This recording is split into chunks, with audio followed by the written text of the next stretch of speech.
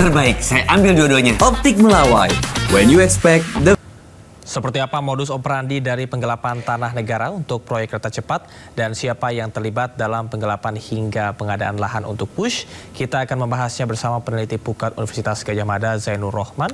Turut hadir pakar hukum agraria Profesor Nur Hasan Ismail. Selamat sore Bapak-Bapak. Sore Mas. Selamat sore. Baik, terima kasih sudah bergabung bersama dengan Sindo Sore. Saya akan ke Prof. Nur Hasan terlebih dahulu. Prof, di dugaan kasus ini infonya ada potensi tanah negara dijual lagi. Nah, secara hukum agraria apakah mungkin tanah yang berstatus milik negara dijual kembali ke negara? Apakah artinya ada oknum-oknum yang terlibat dalam sertifikat tanah?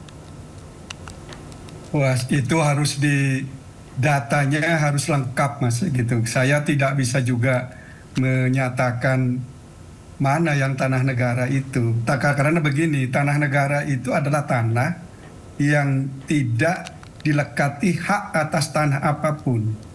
Baik itu dilekati oleh hak atas tanah yang dimiliki oleh perseorangan maupun yang dimiliki oleh instansi-instansi pemerintah gitu. Jadi kalau tanah itu masih dimiliki oleh perorangan atau dimiliki oleh instansi pemerintah, itu bukan tanah negara, ya tanah hak namanya begitu. Oke, baik. Jadi saya masih perlu yang mana ini yang dimaksud tanah negara begitu. Ya, baik. Saya akan coba ke Mas Zainur. Mas Zainur dari Pukat UGM, apakah melihat adanya potensi markup dan juga penggelapan tanah negara dalam WUSH ini? Ya, tentu KPK ya yang harus menjawab pertanyaan tersebut. Saat ini kan tahapannya adalah penyelidikan. Penyelidikan itu digunakan untuk menjawab apakah ada atau tidak ada tindak pidana yang telah terjadi pada proyek pembangunan kereta cepat ini.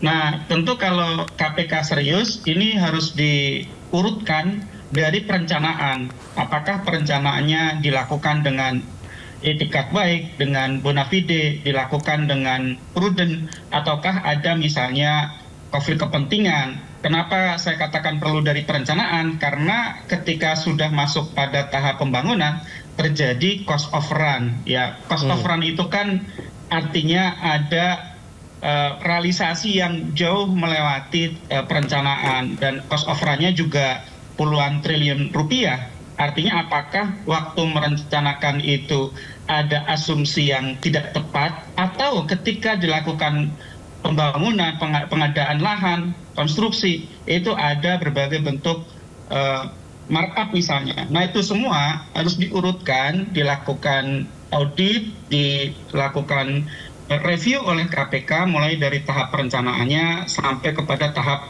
pengadaan lahan dan tahap konstruksi.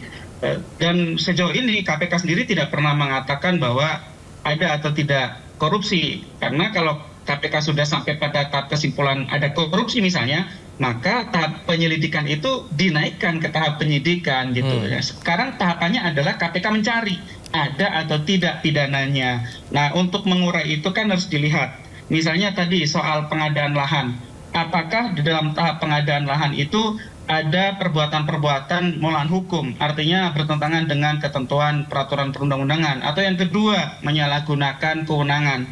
Nah, kalau ada perbuatan-perbuatan itu misalnya dalam bentuk pemalsuan, dalam bentuk tipu muslihat, atau dalam bentuk misalnya markup, ya itu KPK bisa naikkan ke tahap penyidikan kalau KPK meyakini telah terjadinya tindak pidana. Nah, untuk itu ya menurut kami sebenarnya KPK cukup terbantu karena dulu pernah dilakukan audit sebelum proyek ini dilanjutkan. Nah, audit itu kan bisa dibuka lagi. Bahkan KPK bisa meminta kepada Badan Pemeriksa Keuangan untuk melakukan audit dengan tujuan tertentu terhadap proyek kereta cepat ini dari hulu sampai hilir, Mas Damar, ya. Dari perencanaannya sampai ke tahap pengadaan lahan dan konstruksinya. Jadi memang publik harus bersabar menunggu kerja dari KPK, sembari tetap mengawasi kerja KPK agar KPK bisa sampai pada kesimpulan ada atau tidaknya tindak pidana yang telah terjadi. Mas Amir. Baik, tadi Anda sampaikan bahwasannya perlu adanya audit. Saya akan kembali ke Prof. Nur Hasan. Prof, sebetulnya dalam pembebasan lahan proyek strategis nasional ini, siapa yang paling bertanggung jawab untuk bisa memastikan keabsahan data sebelum dilakukannya pembayaran? Ya, kalau dicermati dalam proses pengadaan tanah, kan ada tahap yang namanya pelaksanaan gitu ya. Ya, persiapan otomatis lah, termasuk persiapan itu dalam konteks penyediaan dana yang diperlukan untuk diberikannya ganti kerugian kepada para pihak yang berhak. Gitu. Nah, nanti di dalam proses pelaksanaannya kan akan ada pengumpulan data fisik dan data yuridis, itu yang dilakukan oleh Satgas A maupun Satgas B gitu. Nah, itu berkaitan dengan misalnya ini tanah ini milik siapa begitu, luasnya berapa begitu. Apa benar di situ ada tanah yang benar-benar berstatus sebagai tanah negara atau tidak. Nah, itu nanti di dalam proses pengumpulan data fisik dan data yuridis. Nah, dari data fisik dan data yuridis inilah kemudian ada yang namanya penilaian. Ini dilakukan oleh penilai publik biasanya. Gitu.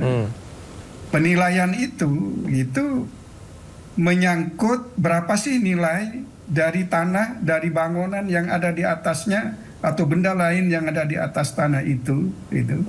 Yang kedua adalah sesuatu yang punya nilai ekonomis. Misalnya begini, kalau orang itu terkena sebagai objek pengadaan tanah, kemudian dia harus pindah, maka ongkos untuk pindah itu harus ditanggung gitu loh. Harus diberi ganti kerugian. Nah, ini termasuk kalau dia alih fungsi, alih pekerjaan gitu, alih kerja gitu. Maka itu harus ada penilaian berapa sih biaya yang diperlukan untuk dia alih profesi. Nah, gitu. Jadi ganti rugi itu bukan semata-mata fisik dari tanah dan benda di atas tanah, tetapi sesuatu yang dinilai sebagai kerugian oleh pihak yang memiliki tanah dan bangunan itu harus diperhitungkan dalam ganti kerugian itu. Jadi istilah penggelembungan itu masih sangat umum. Penggelembungan seperti apa gitu? Kalau itu menyangkut kedua bentuk tadi itu gitu ya. Ada benda yang konkret, kemudian ada nilai-nilai tertentu gitu. Jadi itu Mas, kalau yang bertanggung jawab siapa? Ya tentu para pelaksana Satgas A dan B gitu ya. Yang kedua adalah penilai. Baik, Prof. Saya akan ke Mas Zainur. Mas Zainur, tadi menarik apa yang disampaikan oleh Prof bahwasanya ongkos pindah ini juga termasuk ke dalam ganti rugi. Apakah ini kaitannya dengan bisa menjadi celah untuk penggelembungan ataupun juga markup yang dilakukan kalaupun memang ini terbukti benar? Silakan Mas Zainur.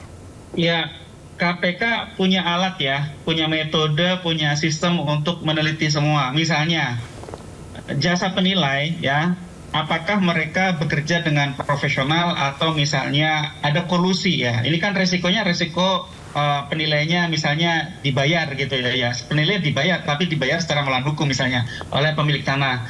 Nah, itu KPK bisa minta bantuan PPATK untuk cek penilainya, apakah penilainya misalnya transaksi keuangannya ada mencurigakan atau tidak. Itu satu hal yang cukup mudah dilakukan oleh KPK selama ini. Mereka punya rekam jejak puluhan tahun mengungkap perkara korupsi.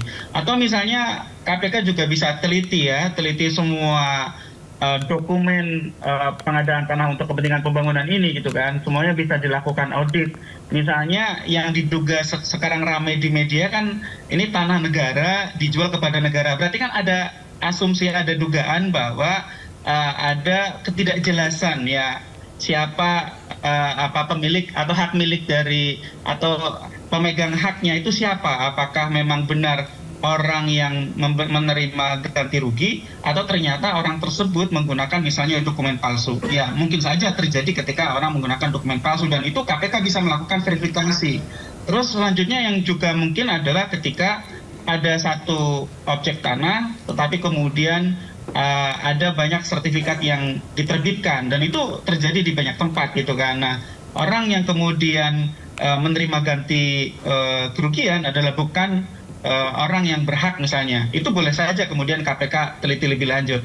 Juga soal kemungkinan bentuk-bentuk markup lainnya ya, misalnya itu tadi, kalau soal markup itu kan artinya ketika terjadi perbuatan melawan hukumnya. Kalau bukan terjadi perbuatan melawan hukum, semuanya sudah ditentukan oleh KJPP begitu kan. Nah, KJPP itulah yang kemudian menentukan harganya. Nah, karena itu sebenarnya ini dikembalikan lagi bagaimana kerja yang dilakukan oleh KPK di dalam melakukan verifikasi terhadap sesuatu yang sudah selesai.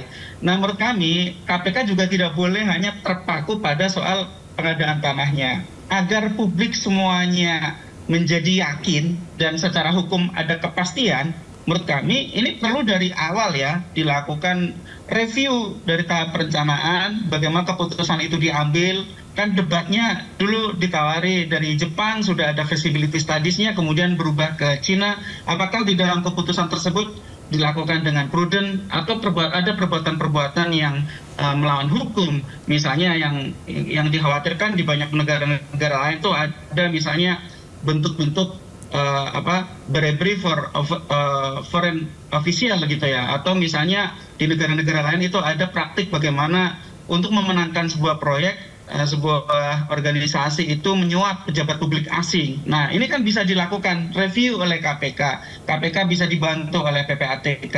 Nah, sampai kemudian pada tahap pengadaan tanah dan konstruksinya. Saya pikir kalau hanya berputar-putar di tahap pengadaan tanahnya saja, itu tidak menjawab apa yang menjadi perdebatan publik. Agar ini menjadi kata final, agar ini ada kepastian hukum, ya KPK lakukan pengusutan di tahap penyelidikan ini untuk menjawab ada atau tidaknya tindak pidana yang telah terjadi, mulai dari tahap bagaimana feasibility studies-nya, sekali lagi saya sampaikan, sampai kemudian pengambilan keputusan, kemudian memilih Cina, sampai kemudian bagaimana pengadaan tanah untuk kepentingan pembangunan, kemudian tahap konstruksi. Nah, tahap konstruksi ini yang biasanya selalu ada potensi ya, dimanapun proyek itu kalau mau dicek beneran ya biasanya resiko-resiko terjadinya penyimpangan itu terbuka lebar ya, dan itu KPK punya metodenya untuk melakukan investigasi bagaimana sebuah proyek itu bisa dinilai, dan KPK sekali lagi bisa dibantu oleh auditor agar KPK tidak kesulitan dalam melakukan verifikasi. Auditor kan memiliki perangkat audit yang sangat lengkap ya, mereka punya laboratorium dari sisi teknik ya, mereka punya ahli yang sudah terbiasa melakukan pengujian ya, semuanya tinggal dinilai. Nah, jadi isunya apakah offeran itu biaya yang membengkak itu adalah benar-benar sebagai satu keniscayaan di dalam bisnis ya, perhitungan yang meleset, ataukah karena ada perbuatan melawan hukum. Kalau ada perbuatan melawan hukum, itulah yang menjadi tugas dari KPK untuk tingkatkan menjadi penyidikan. Kalau tidak ada, sampaikan kepada publik, kepada Presiden bahwa setelah dilakukan penyelidikan tidak ada tindak pidananya. Begitu, Mas Tamar. Ya, saya ke Prof. Nur Hasan. Prof, apakah Anda setuju seperti yang disampaikan tadi bahwasanya audit KPK harus dilakukan secara menyeluruh dari review perencanaan sampai pelaksanaan, bahkan tadi dari tahap konstruksi yang bisa menjadi celah, atau Anda memiliki pandangan tersendiri apa yang harus dilakukan KPK secara ideal untuk mengungkap kasus ini? Ya, kalau secara umum Mas, saya kira ya harus seperti itu gitu ya. Artinya dari sejak awal sampai nanti terlaksananya gitu ya. Ya monggo saja lah, itu bagian dari upaya penyelidikan untuk sampai nanti pada tahap untuk ditingkatkan menjadi penyidikan. Penyelidikan itu kan sekedar ingin supaya jelas gitu, ini ada unsur tindak pidananya atau tidak gitu. Nah, kalau sudah masuk ke situ, saya tidak punya kompetensi meskipun saya bisa paham gitu loh. Tapi saya tidak punya kompetensi untuk menjelaskan nanti para pendengar gitu, bukan ahli hukum pidana kok ngomong pidana gitu. Baik, jadi, Prof. Ya. Prof, tapi Anda tadi sempat sampaikan bahwasannya ada review data fisik dan juga data yuridis. Apakah menurut Anda dari sisi investigasi ini sesuatu yang sebetulnya mudah dilacak? Itu sudah sangat mudah, Mas. Wong itu data terbuka kok. Jadi kan pasti ada itu dokumen-dokumen tentang data fisik dan data yuridis ini gitu ya. Seperti tadi itu ya. ini tanahnya luasnya berapa toh dan ini siapa pemiliknya. Itu di dalam pengumpulan data fisik dan data yuridis itu gitu. Jadi misalnya, oh ini tanah pemerintah daerah gitu loh. Kalau tanah pemerintah daerah bukan tanah negara gitu loh. Gitu loh. Jadi ini harus benar-benar terang jelas gitu ya. Jangan kemudian ditafsirkan semua tanah negara kalau tanah instansi pemerintah. Enggak, tanah instansi pemerintah itu tanah hak begitu. Haknya instansi pemerintah, bukan tanah negara. Baik, Prof. Nur Hasan dan juga Mas Zainur, kita akan jeda sejenak. Kita akan menyimak informasi berikut ini. Pemirsa, mengenai Indonesia akan segera mengirim tim ke China untuk membahas skema penyelesaian utang kereta cepat WUSH. Sementara itu KPK juga tengah menyelidiki dugaan korupsi pembebasan lahan proyek WUSH.